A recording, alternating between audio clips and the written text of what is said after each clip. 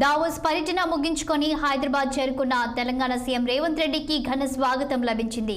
శంషాబాద్ ఎయిర్పోర్ట్లో రేవంత్ రెడ్డికి మంత్రులు, ఎంపీలు, ఎమ్మెల్యేలు గ్రాండ్ వెల్కమ్ చెప్పారు.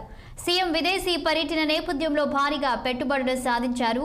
రాష్ట్రానికి 1,78,000 కోట్ల పెట్టుబడులను సాధించి రాష్ట్ర చరిత్రలోనే రికార్డు బ్రేక్ చేశారు. విదేశీ పర్యటన సందర్భంగా సీఎం రేవంత్ రెడ్డి బృందం 20 సంస్థలతో ఎంఓయూ చేసుకున్నారు.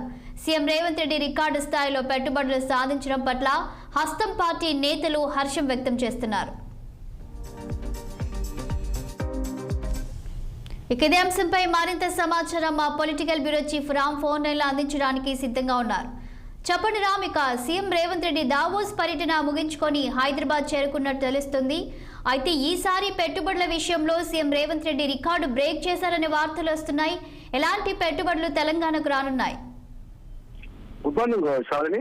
తెలంగాణ రాష్ట్ర ముఖ్యమంత్రి రేవంత్ రెడ్డి బృందం ఏదైతే ఈ నెల 15వ తేదీ నుంచి ఈ రోజు నిన్నటి వరకు కూడా సింగపూర్ తర్వాత దావోస్ లో పర్యటించిందో ఈ రెండు దేశాల్లో కూడా మంచి సత్ఫలితాలను ఇచ్చింది. భారీ స్థాయిలో లక్షల కోట్ల పెట్టుబడులు రాష్ట్రానికి రావడం ఈ బృందం పర్యటన ఉపయోగపడుతుందని చెప్పి అటు బీఆర్ఎస్ కాంగ్రెస్ పార్టీ శ్రేణులు అటు ప్రభుత్వ వర్గాలు కూడా చాలా సంతోషం వ్యక్తం చేస్తున్నాయి. ఇవాళ విదేశీ పర్యటన ముగించుకొని ఇవాళ ఉదయం 8:30 గంటలకు ముఖ్యమంత్రి రేవంత్ రెడ్డి హైదరాబాద్ శంషాబాద్ ఎయిర్పోర్ట్ చేరుకున్నారు.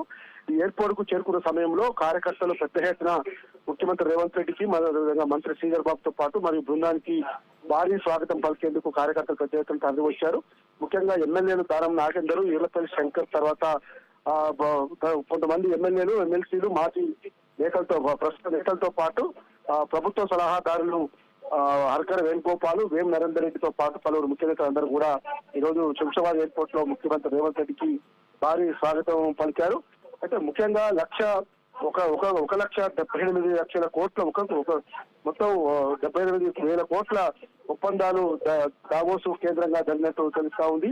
తెలంగాణ రాష్ట్రం ఏర్పడ్డ తర్వాత ఇదే భారీ పెట్టుబడులను కూడా అంచనా వేస్తున్నారు. నిన్న ఏదైతే చివరి రోజు ఉందో అంతర్జాతీయ సంస్థలతో భారీ ఒప్పందాలు జరిగాయి. దీంతో రాష్ట్రంలో కొత్తగా దాదాపు 50,000 మందికి కొలువులు వచ్చే అవకాశం కూడా ఉన్నట్టు తెలుస్తా ఉంది.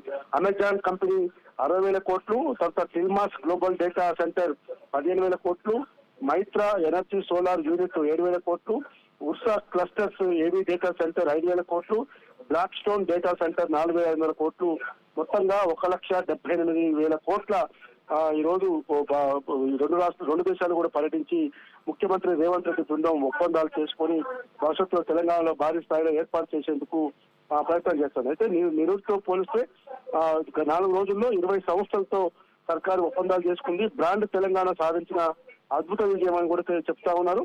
కాబట్టి ఒప్పందాల కార్యరూపానికి సీఎం రేవంత్ రెడ్డితో పాటు ఐటీ మంత్రి శ్రీధర్ బాబు కూడా ప్రత్యేక దృష్టిని సాధిస్తున్నారు. వెంటనే రాష్ట్రంలోని ఐటీ డిపార్ట్మెంట్ సంబంధించిన అధికారులందరితో కూడా భేటీ అయి ఎట్టి పరిస్థితుల్లో కూడా ఒప్పందాలను మనం నిర్లక్ష్యం చేయొద్దు, గ్రౌండ్ లెవెల్ తీసుకెళ్లేందుకు ఖచ్చితంగా మనం ప్రయత్నాలు చేయాలి.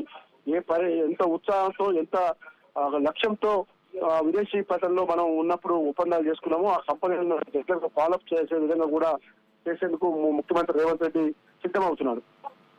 అయితే ఇక ఈ పెట్టుబడులపై ప్రతిపక్షాల నుంచి ఏమైనా వినిపిస్తున్నాయా?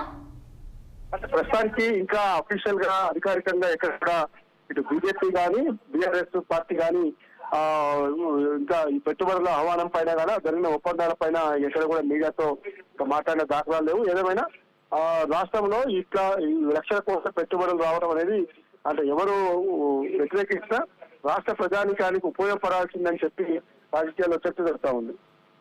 Thank you Ram.